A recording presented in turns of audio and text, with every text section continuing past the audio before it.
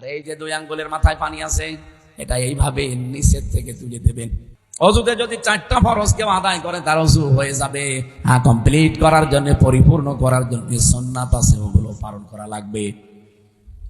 কেউ যদি মুখমণ্ডলটা পুরাটা ধুয়ে ফেলে, 1 বার ধোয়া ফরজ, 3 বার ধোয়া সুন্নাত। ওই লোকটা যদি হাতের কোন পর্যন্ত ধুয়ে ফেলে, এই কোন সহ, কোন পর্যন্ত না, কোন সহ, কোন পার হওয়া লাগবে।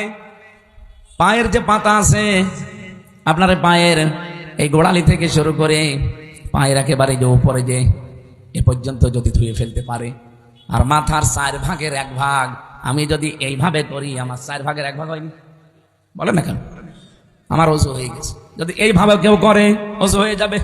হ্যাঁ, ওরে প্র্যাকটিক্যাল যদি সুন্নাত মুস্তাহাব পুরাটা আদায় করা লাগে, তাহলে যে এইভাবে করে নেবেন, এই 3 আঙ্গুল একদিকে, এই 2টা বেরিয়ে থাকবে, এভাবে যাবেন। এই 3 আঙ্গুলের শেষ, এই 2 আঙ্গুল বেশি থাকছে, এভাবে ঘুরে নিয়ে আনবেন। এরপরে যে 2 আঙ্গুলের মাথায় যে পানি থাকে, কানে যতটুকু যায় দিয়ে দেবেন। আর এই যে 2 আঙ্গুলের মাথায় পানি আছে, এটা এইভাবে নিচের থেকে তুলে দেবেন।